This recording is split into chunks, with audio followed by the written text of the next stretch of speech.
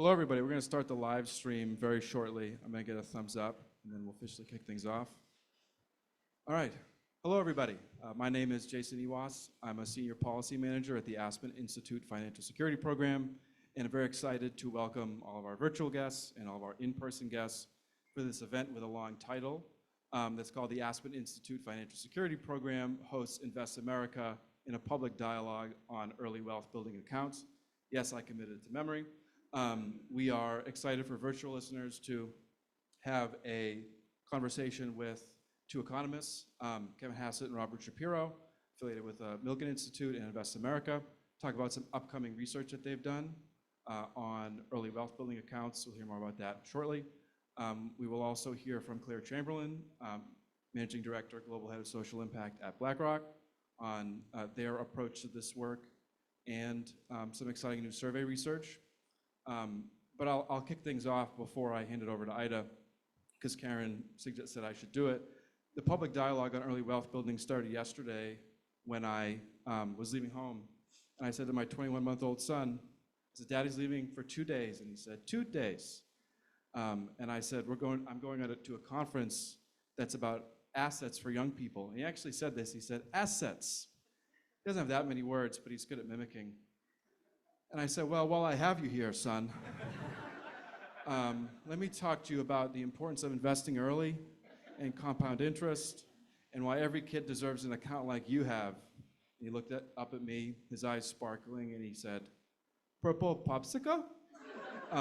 Also true story. So that was the beginning of the public dialogue on early wealth building accounts. This will get a little more in-depth, and so we're really excited to kick things off. Without further ado, Ida would like to welcome you to the stage to give FSP's perspective on early wealth building and the future of wealth. Thank you, Jason. Hi, everybody. Thank you for joining us. I'm going to sit here and be more of a fireside chat as I get started with you today. I want to welcome, add to my welcome to Jason's and say thank you all for being here in person. Thanks everybody for joining us online today. I'm really excited about this conversation. I'm also excited that we get to have it with collaborators and colleagues, which is how we do all of our work at the Financial Security Program. So just thanks in advance so much to Matt Lira and the team at Invest America for the work that brought us here today. Thanks so much to Claire Chamberlain and the team at the BlackRock Foundation for thinking across the continuum of how we use markets and an investment and investor mindset to think about a future of wealth that includes everybody. I'm going to take us back to take us forward.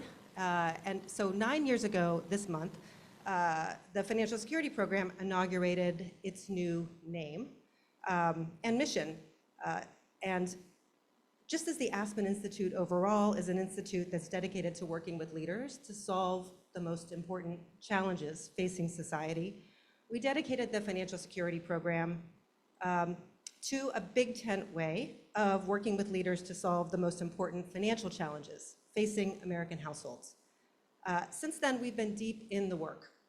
We've been not only illuminating what those problems are, what those challenges were, but we've been really continuing to work with leaders on not just understanding what the knowledge and the networks were to address those problems, but to have a level of agency and urgency about seeing them as solvable problems.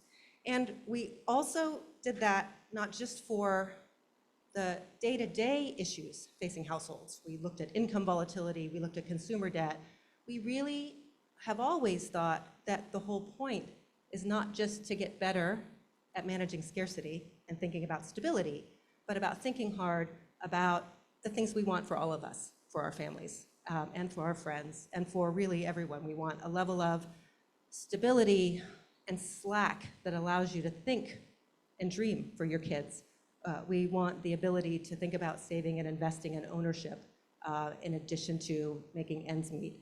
And this whole issue of rising generations and generational wealth is why when we put out the New Wealth Agenda, we thought so much about this issue, putting front and center the issue and really the legacy of work that's happened over the years on net worth from birth, startup capital for life, children's savings accounts, baby bonds, all of the different ways that we've been thinking as a field and as a country about how we start sooner and work harder and create an easier path to choice and agency and dignity and dreams for everyone. When we did that work, we kicked off last year our Future of Wealth discussion series with Senators Booker and Casey. And they both had put out ideas in legislation for different approaches to children's savings and to early wealth building. And since then, there's been even more growth in interest across political party, across institutions, across academics, taking another look at this issue and its possibilities and its potential. And so this is really where we've come to today, is to kind of hear more about that. I'm going to get out of the way really quickly, but I do want to say thank you. Not only do we have representatives of Senator Casey and Senator Booker's office here, also Senator Collins, Senator Cassidy, Senator Scott, Senate Help, Senate Finance, all of them are part of the conversation, both as we're live streaming today and later as we continue the conversation. I would say that my own deep appreciation for not just how important this work is, but for how complex it is and what it takes to make it look easy is the long relationship that I've built over the years with folks who've taught me in this field, Ray Boshara being one among them. When we did that 9 years ago, thought about the financial security program, I asked Ray to be a senior fellow and help us think through what a platform like the Aspen Institute could help contribute to a field like this. And not only have Ray and I since then, you're also, Ray, I think, senior policy advisor for the Center for Social Development with Michael Schraden, but also a senior fellow with us here at Aspen. You worked with the team last year to write the case for early wealth building accounts with my team, with Karen and Jason. And then right before that, we finished co-editing a book together on the future of building wealth, which positioned this work front and center as well. I'm going to invite you up now to moderate the conversation, Ray, with Kevin Hassett and Robert Shapiro, and some of the conversations that are coming out of the report that will be forthcoming from them from the Milken Institute. So, Ray, thank you.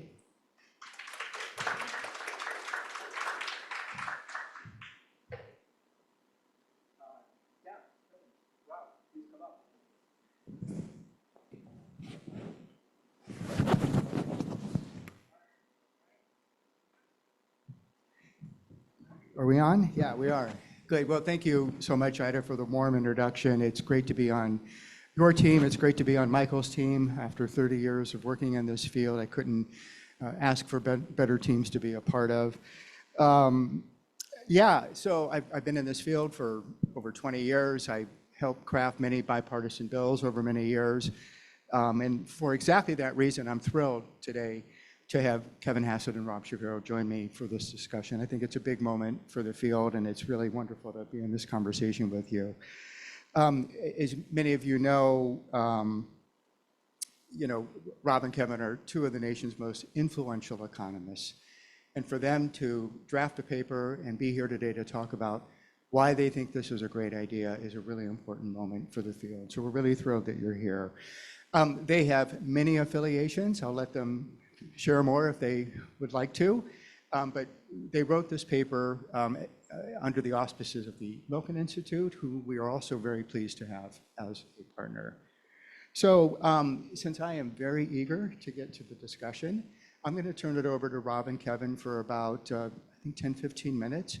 And then we've teed up some great questions for them for later on. And I look forward to the discussion. Let's get right to it.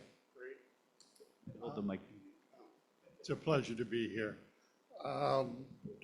When the government gives everyone in a defined group a uniform monetary benefit, you could think of Medicare Part A hospital coverage for seniors, or an investment account with a $1,000 stake for newborn children, it will ameliorate inequality on the margins.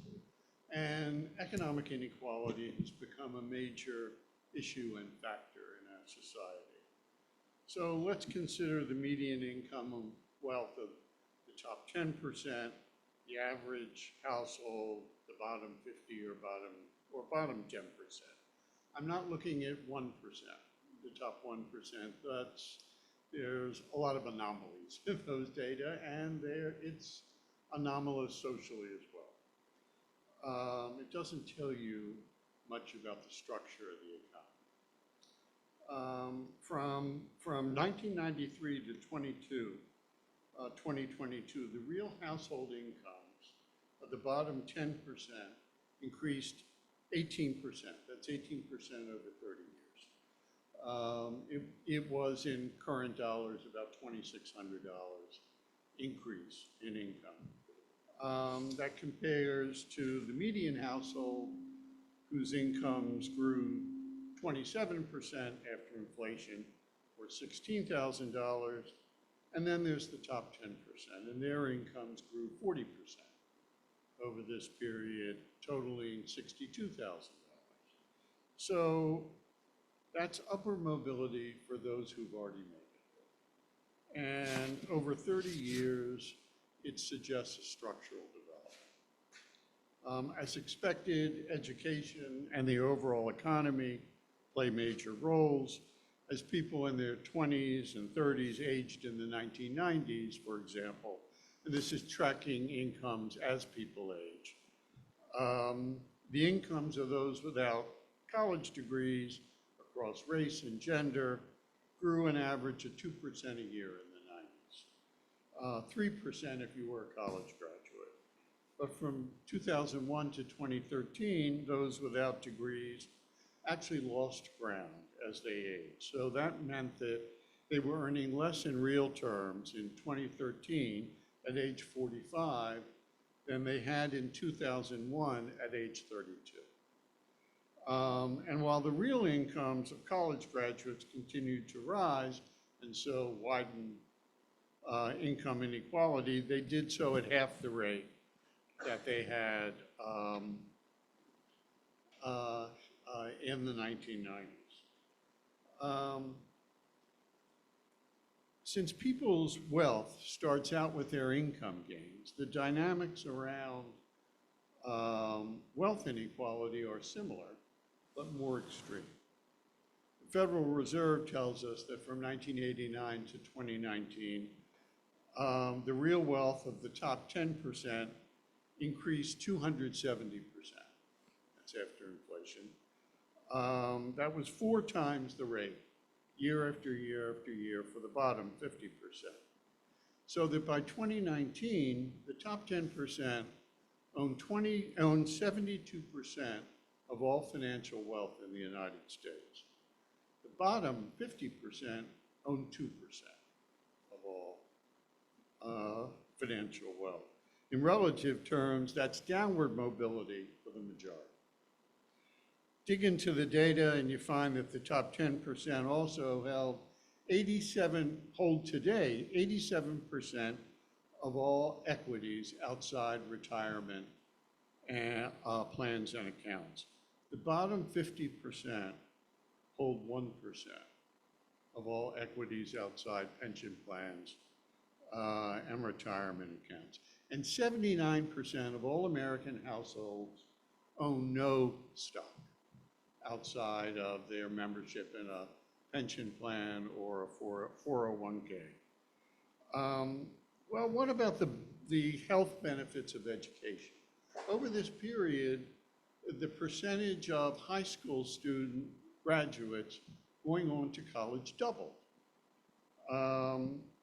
However, most of them attended community colleges, and most of those who didn't earn a degree. The income returns from attending community college without graduating are 0, or very close to 0. And resources are the main reason. This brings us back to family wealth. They don't have the savings, which is to say they don't have the wealth or income to cover the costs, even with government grants and loans, on top of paying their living expenses when they can't work full-time because they're in school. As a result, family wealth is a predictor of educational attainment. It's also a predictor of home ownership because most young first-time home buyers rely on relatives for all or part of their down payment. In fact, family access to down payments explains virtually all of the gap in home ownership between white and black households. And while 34% of households don't own homes, in the bottom 20%, 58% do. And in the next income quintile, 51%. So, and this matters, home ownership matters, not only for the wealth you can build in home equity, it also matters for incomes. Because studies have shown that neighborhoods where private homes predominate have much greater access to jobs and greater access to higher quality schools. Family resources also matter for your chances of initially getting a new business off the ground, because most young ventures that fail to do so, they fail because they have little access to the capital needed to maintain them and grow. So, and in these ways, wealth inequality can become intergenerational. These developments also tell us that breaking that cycle by providing everyone with a pool of assets that will grow through their childhoods should enable more young people to graduate college, buy their first homes, and create their own businesses. Now, in 38 states, there are child saving account programs of some kind. And today, they provide almost 5 million children with modestly funded savings accounts. Now, like Invest America, many of them have universal and automatic enrollment within a geographic area. The main difference is that Invest America covers all newborns across the country and provides investment accounts in a broad index of companies. As those assets grow, which Kevin will talk about in detail, children from every background can gain the basis to imagine and plan to attend college or to hold on to the assets until they decide to buy a home or start a business. In this way, the program can give every child a stake in the economy and a sense of their place in the economy. There's also, finally, evidence of other benefits for children who have been part of these saving account programs. And in fact, one of the largest of the programs had random control groups and did longitudinal studies to see the effects as compared to the control group. And they found that participating in the program increased the educational expectations of both parents and children. It improved the children's academic performance in school, and it reduced their truancy rates. Families with children enrolled in the programs were also 30 times more likely to open 529 education accounts. And consider this, children in families with incomes of less than $50,000 and those savings accounts were 3 times more likely to enroll in college and 2.5 more times more likely to graduate from college than children from families with comparable incomes but without savings targeted to education. Children with these accounts are more likely to save and invest as adults. Owning an account in childhood is also associated with owning bonds and CDs and other financial instruments as adults. From seeing their savings become wealth throughout their childhood, many established a habit of saving or investing that they carried into adulthood. And finally, for many families, Invest American accounts and the initial grants for newborns will be their first experience with financial matters. Studies show that participating in these programs encourage parents as well as children to improve their financial knowledge, especially so among families with low or moderate incomes.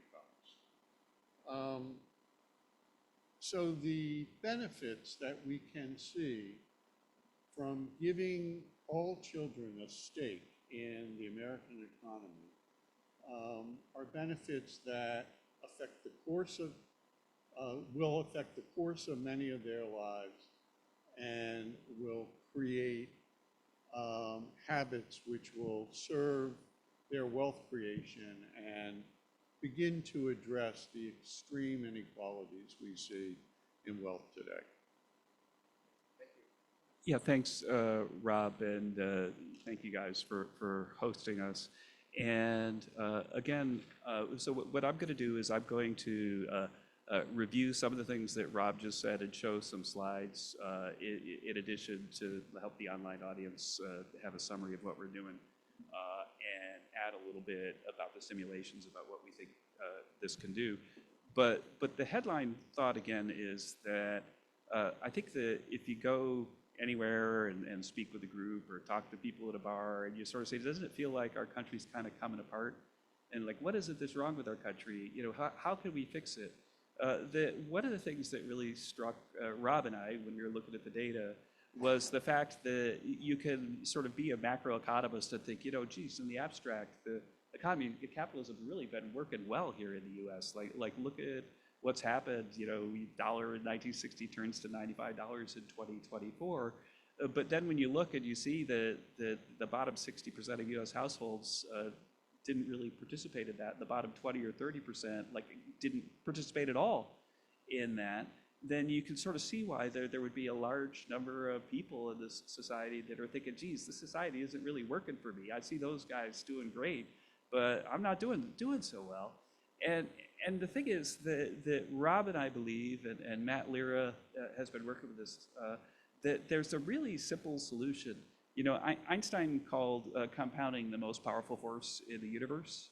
And the simple solution is to help people be connected and to financial markets so that everybody in the country shares in the wealth. And so what Rob and I have done is we've endeavored on a project that has been incredibly time consuming. We've been working on it since last January. We think it'll be coming out like mid to late November at the Milken Institute, where we've talked about a policy where you basically start out with a seed fund of $1,000 for every newborn that's born in the U.S. And we give them that $1,000 from taxpayer money and put it in an index fund. We've talked to lots of financial institutions, and there are a whole bunch of firms lined up to say we'll manage the funds for zero. We, again, in the paper, we talk about different policy design options, but we also want it to be possible for employers to match into the accounts for the children of their employees, for family members to contribute to the accounts once they see them going. So we talk about first the design of the accounts, and there's a really long section that's really important for the Senate people here on the tax treatment of all this, but we don't have to go into that today. And then what Rob and I do is we review the literature on what would happen if the people had the accounts, and Rob just summarized some of that.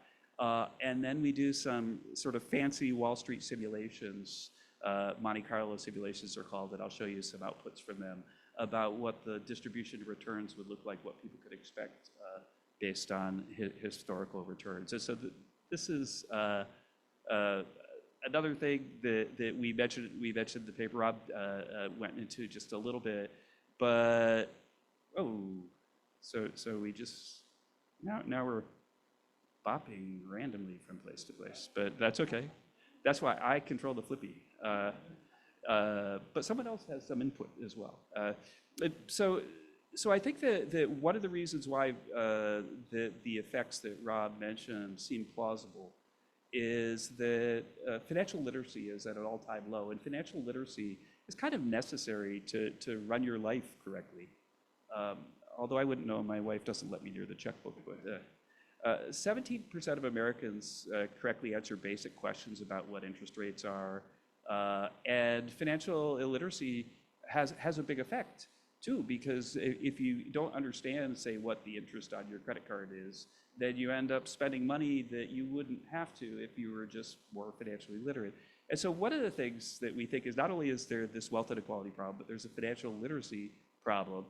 And if you put money in an account, and at Invest America, Brad Gerster and Matt have even designed the app that we're going to make downloadable for everybody, where they can actually see like what happened to their wealth today and how much stock in each of the, say, S&P 500 companies do they own. So you actually own a little bit of Apple, a little bit of Microsoft, and so on. That we think it'll help with financial literacy. And Rob talked about the wealth gap, and we went into that. And so this is the brief summary for those looking online that want to do a screenshot of what it is. It's just basically, there have been baby bond proposals in the past. And really, I think that in the end, our contribution is to come up with a specific design that we think connects people to the returns on equities. And we go into the technical detail about how to actually make that thing law, and then review a massive academic literature on what the impact of these accounts would be. But here's like the thing, and then I know we want to finish up so that we can have a general conversation.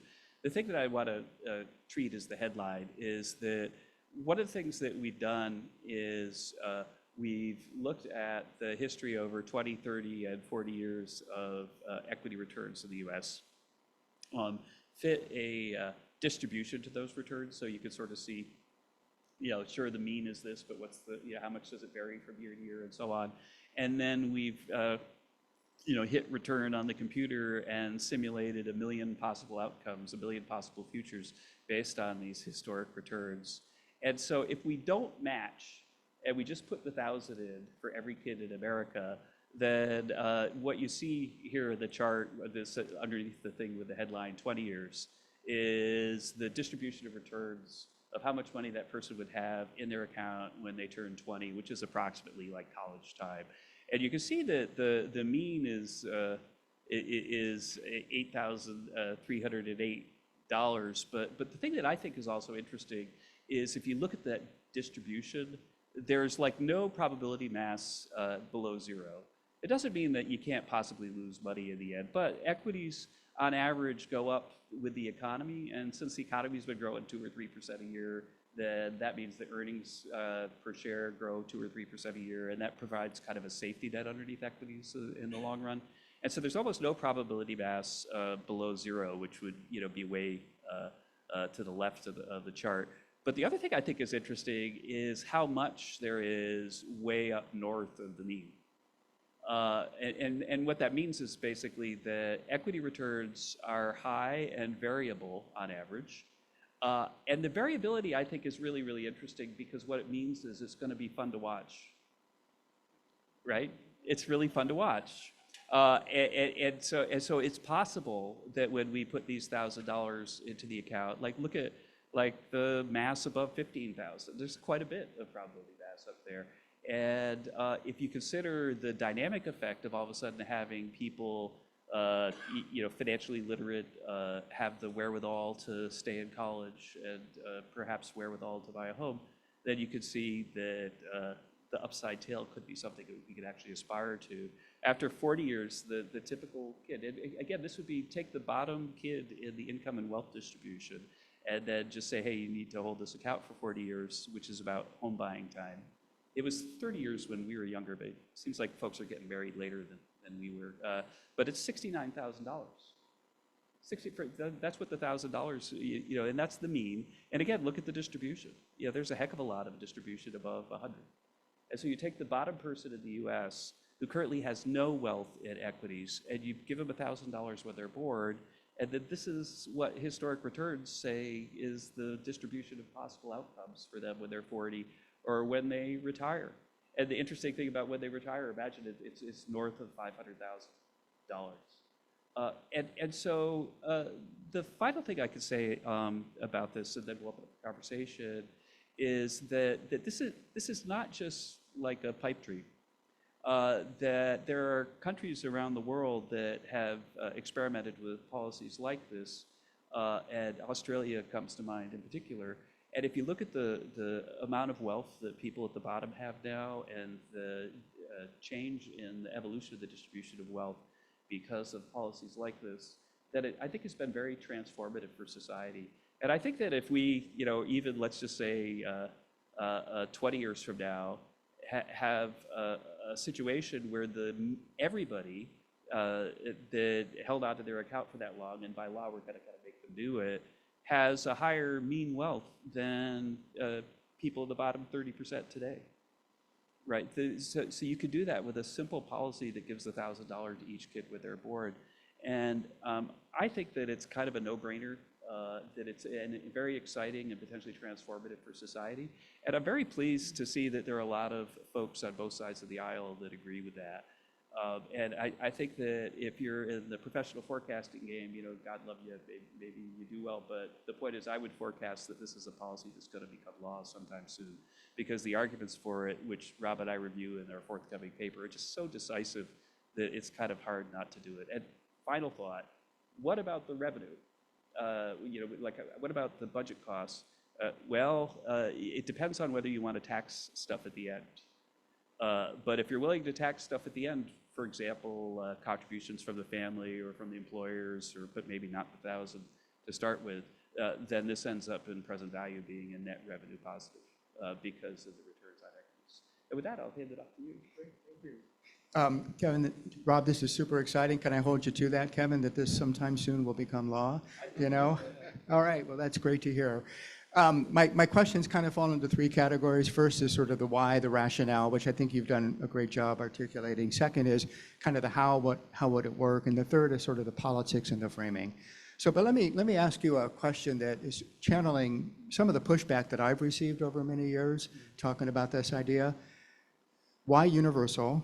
Why are rich kids getting these accounts? Why automatic? And why should the federal government be making the initial investment?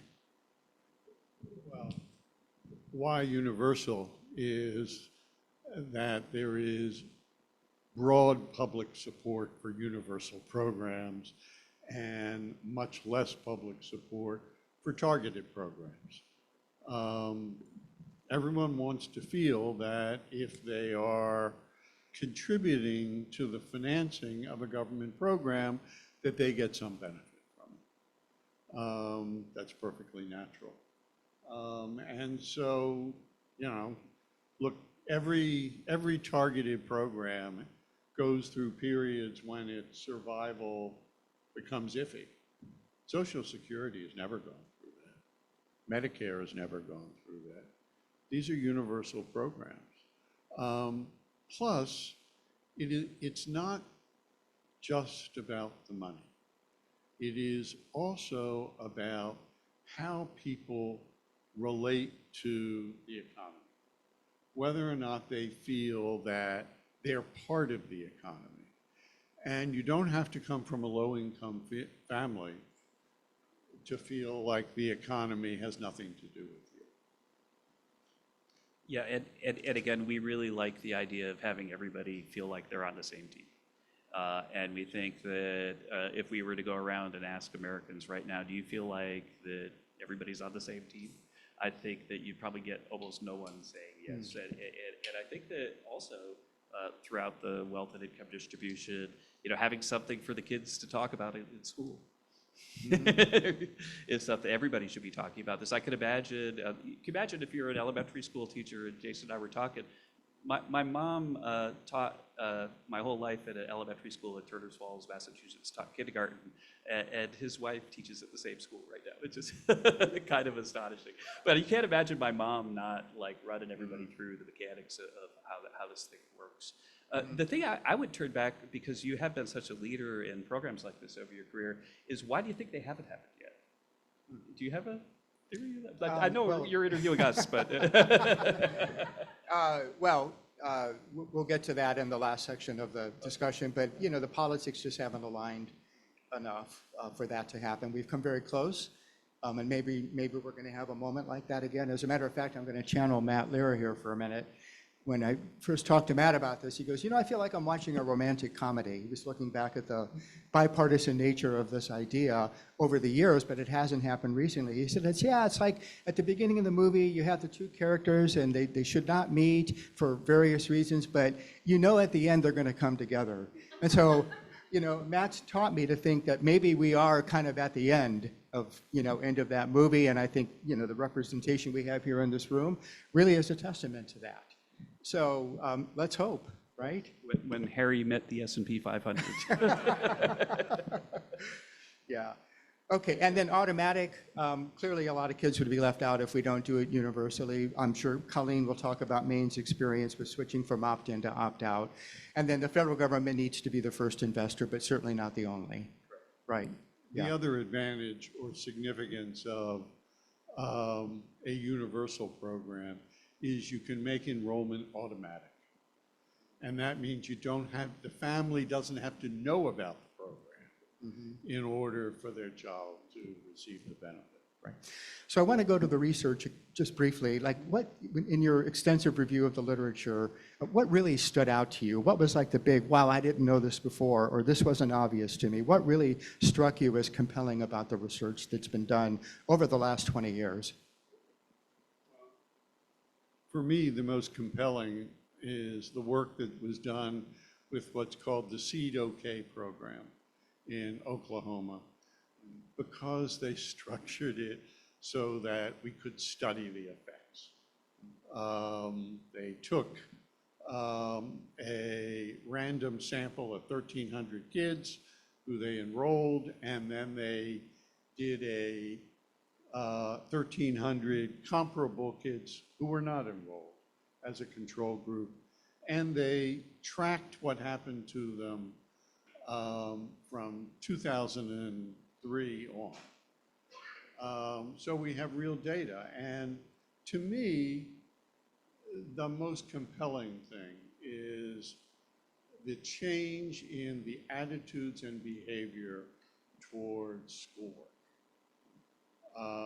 Because this is the foundation of everybody's income and everybody's wealth.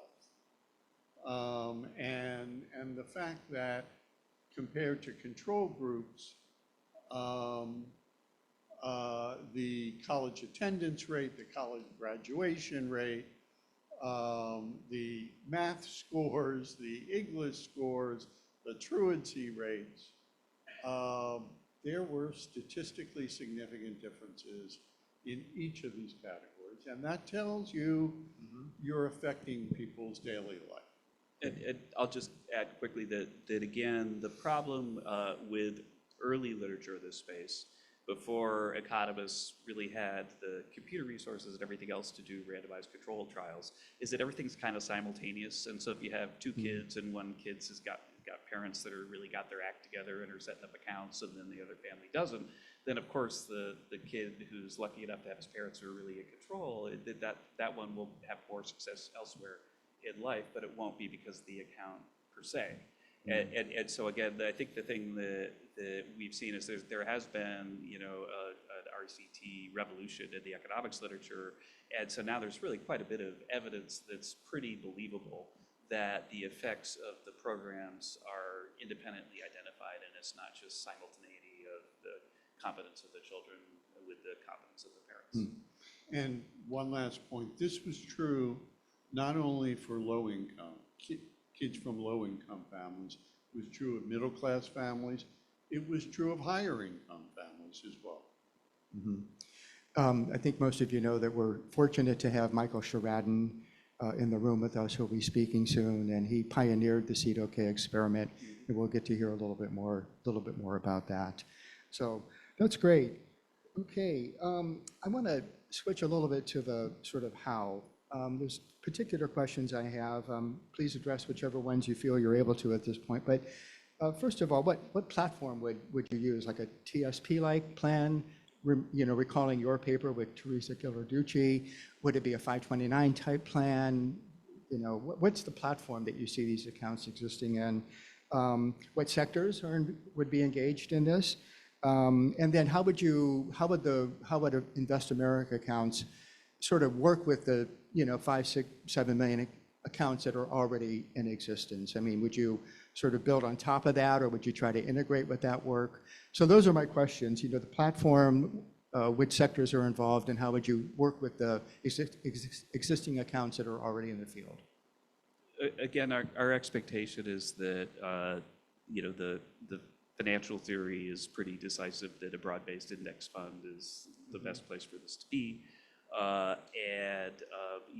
The thrift savings plan, is run with very, very low expense ratios.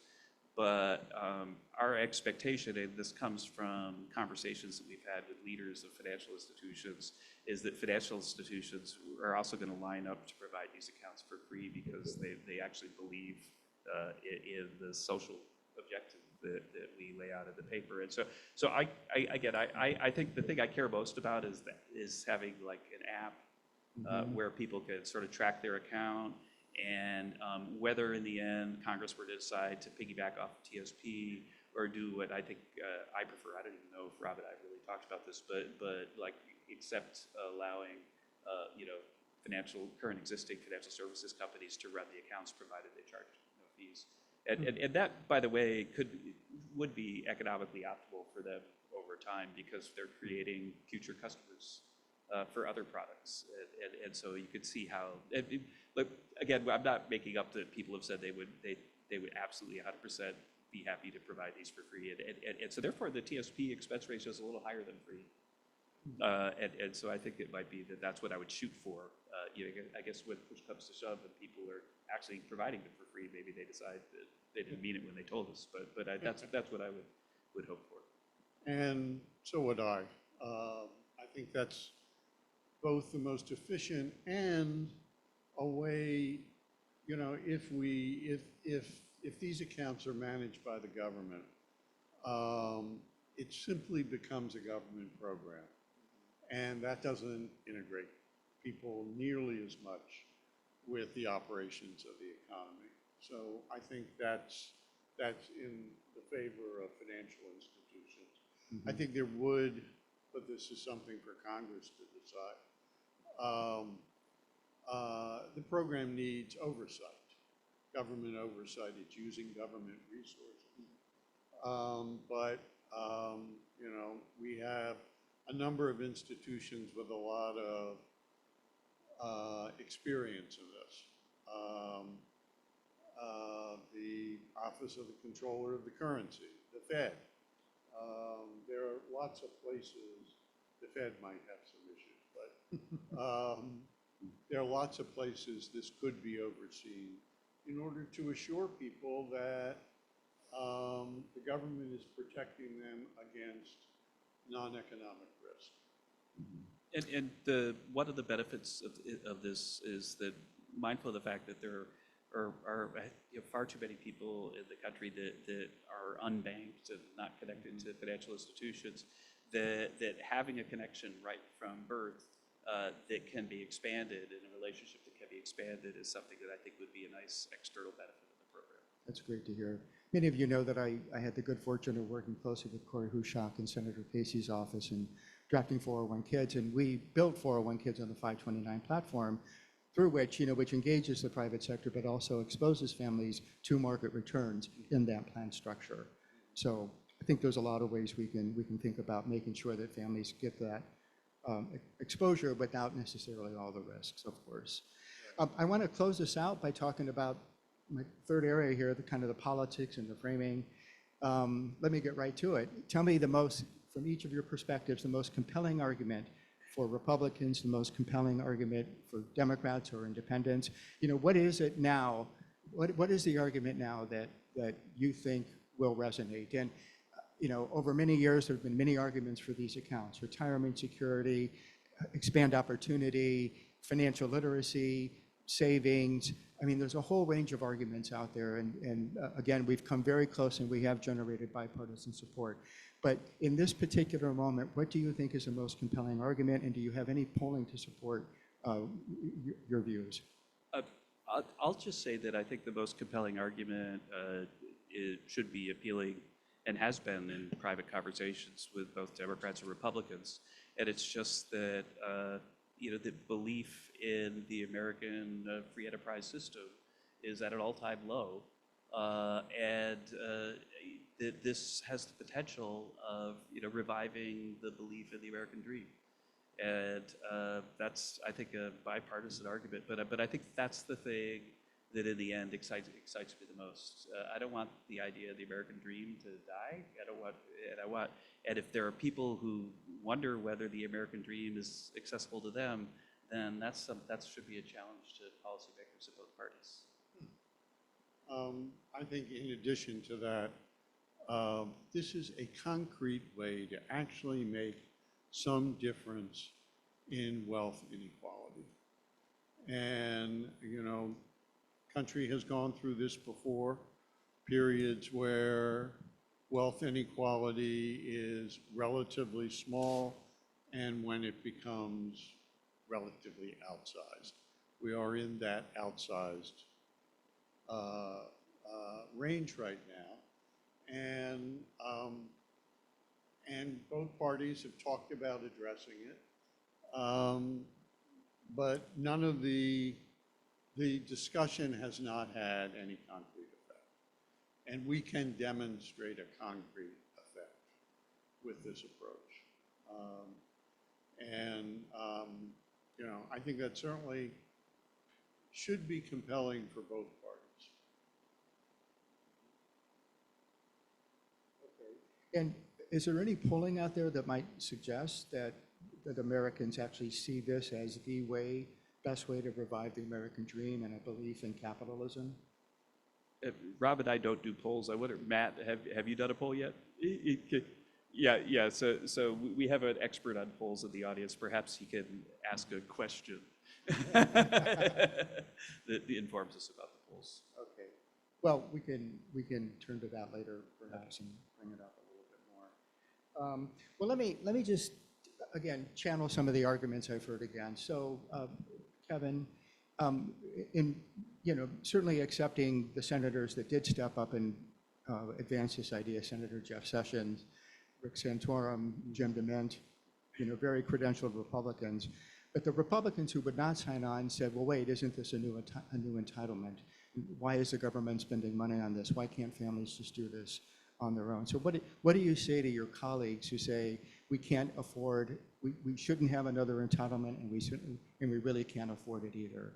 How would you respond to that? It goes back to the argument that I said before, that it's clear from polling that we cite in the paper that the belief in the free enterprise system is tanking, and that it's just not sustainable to have pro-free enterprise policies going forward if most of the electorate disagrees with them in a democracy.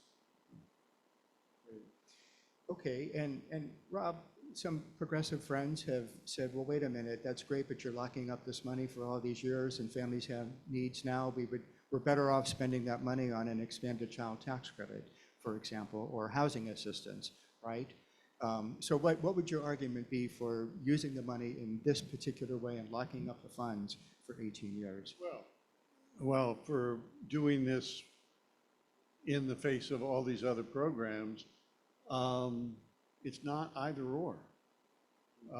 This program would cost about $3 billion a year.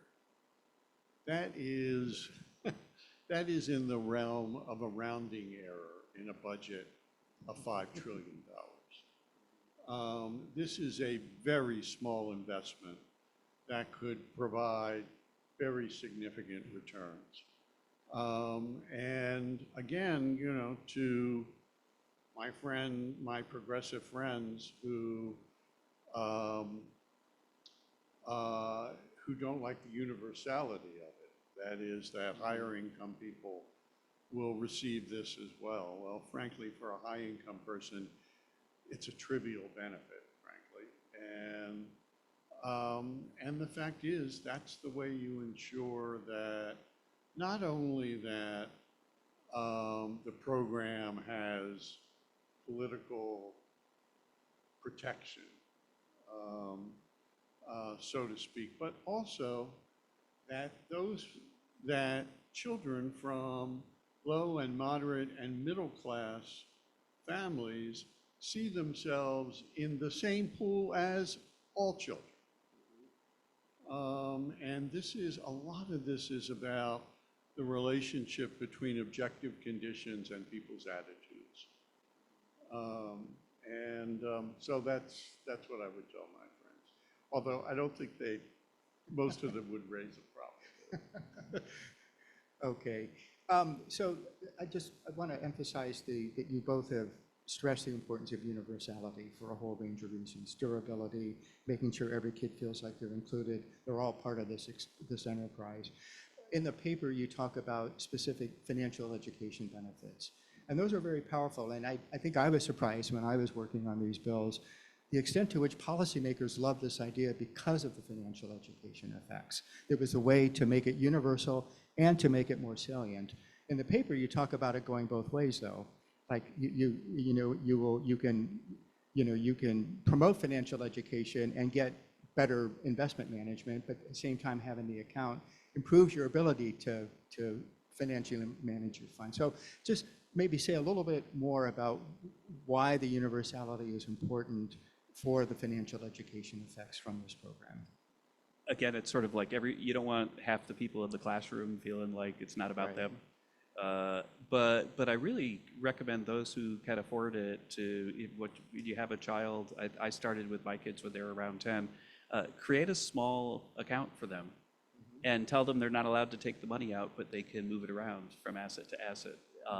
And it's amazing how obsessed they are all of a sudden with learning about where they should put their money and what's a good investment and so on. And so I have literally experimented with this in my own family and seen a big positive effect of it.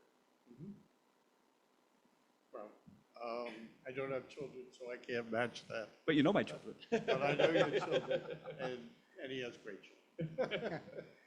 Okay, well, let me just close with why are you guys excited about this idea? What brought you together? What made you want to work on coming together to write this paper and stand up here today and tell us you think it's a great idea that the government should invest in?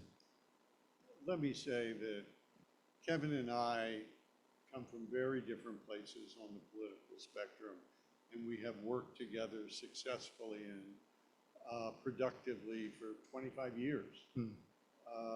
And this is, we both, if I can speak for him for a second, saw this as a way to improve the lives of millions and millions of people in ways that were not part of the partisan conflict.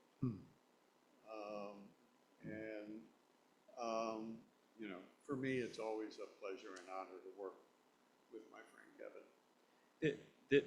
For me, I just want to say, going back to the mention of Turner's Falls, that it's a very interesting place. You should go look at it on the internet. But what happened was that, more than 100 years ago, it was the biggest manufacturing boomtown in America because Turner's Falls is the largest drop in the Connecticut River in New England, and so therefore it was like a hydroelectric powerhouse. But by the time I was growing up, all the factories were empty. And in fact, there's a video game called Fallout, and they use Turner's Falls as a set. So they had drones go around and take pictures of the burned out factories and things. And so ever since I was a little kid, I just spent my life wondering what happened to my town. And it created a whole career devoted to thinking about how does one, so in the end, I decided that capital fled. And the labor kind of stayed. I grew up with the unemployed, parents and my friends. And so how do you attract capital? So the first step on this for me was Jared Bernstein and I wrote the first paper on opportunity zones, which that became law. And then Teresa and I talked about how we could get capital into the pockets of the people in the places that maybe have investment capital flowing in. And then when Matt Lira and Brad Gerster talked to me about sort of adding this to the agenda, the capital in the pockets agenda, it just was a natural. And in fact, I think that in some sense it's an even more powerful idea than the TSP for all policy because it's so targeted and universal in the end. Well, Okay. there's no reason these two policies can't work They together. can totally work right? together. That's Okay. right, yeah. Please join me in thanking Kevin and Rob. Thank you so much. Thank you.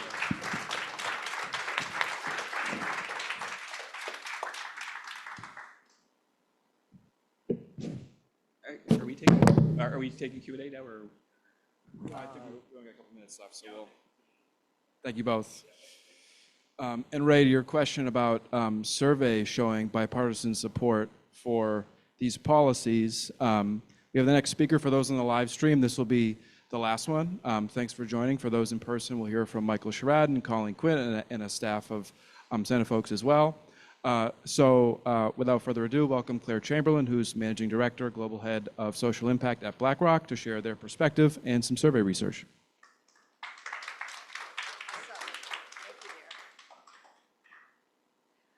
Wow, I hope I'm speaking for everyone in the room, but I found that conversation deeply invigorating and uplifting.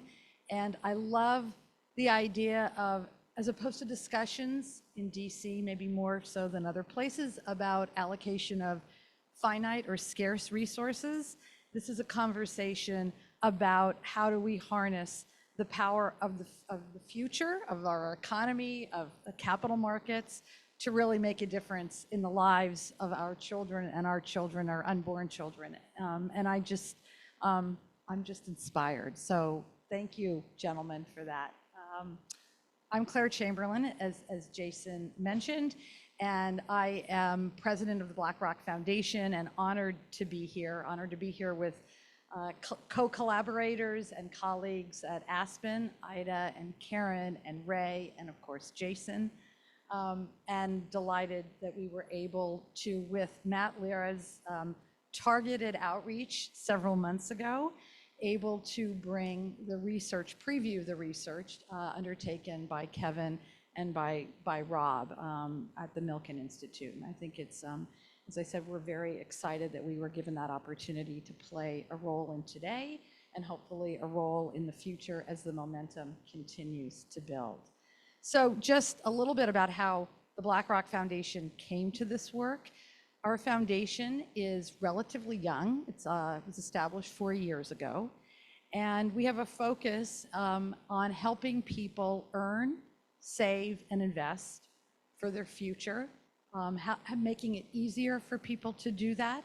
And basically, to sort of build on some of the conversation earlier today, how do you help people over time become part of the ownership society? And so we have, to date, 4 years in, have really, I think, made a bit of a name for ourselves around emergency savings, again, with lots of colleagues and partners in that undertaking. And this work, and we're continuing to focus on emergency savings and how it's protective of longer-term retirement build, how it's just protective of the day-to-day needs that people have. But we're also stepping out into kind of goal-based savings, which include children's savings accounts or children's investment accounts, as we're talking about today. And so this is relatively new for us. We have made several grants and investments from the foundation over the last year, but we're super excited. As was mentioned, there is a tremendous amount of momentum across the country for children's savings accounts, and they've taken different forms. This particular federally focused effort, I think we're especially excited about. And so hence our interest in, being here today with all of you, and we're delighted that you are all here. And I just, I think I need to look at now I get to go to, so the survey. Are we gonna put that up? There we go. So BlackRock undertook a national survey of registered voters a couple of months ago, not that long ago. And among the survey questions was a question about whether or not people would be supportive of the federal government establishing tax-advantaged savings accounts in each children's name. The question that was asked of these voters noted that the accounts would be invested in the stock market to provide a place for parents, guardians, or other family members to start building financial security until the child is 18 years old and can access the money for certain uses like college or to start a small business. Of note, kind of jumped, especially in this era of people being on opposite sides, or so it appears, 68% of respondents said they would support this type of proposal. And when we looked at the survey results across party lines, the majority of respondents from both parties said they would support this type of legislation or account from the federal government. Furthermore, when asked if they would support a proposal that would allow employers to contribute funds to the accounts of employees' children, 75% of respondents agreed with that, would be supportive. And again, when we broke it down by party affiliation, there was a majority of each party that supported that kind of contribution and support by employers. So to us, this is, it was in the context of as I said, of a broader survey around retirement and how people were feeling about their future economic prospects. This was one that really stood off the page for us, and we think very much reflects, what we heard and saw today in this agreement, that, the time is now. The ability of the capital markets to really deliver for our children in the future is something that is, there's consensus and momentum, and we're just, as I said, excited to be part of helping people save earlier and more often and for their future. So with that, I thank you all for being here, and the live stream is, I think, going to wrap now, and then we're going to stay on for the conversation here in the room. Jason, am I?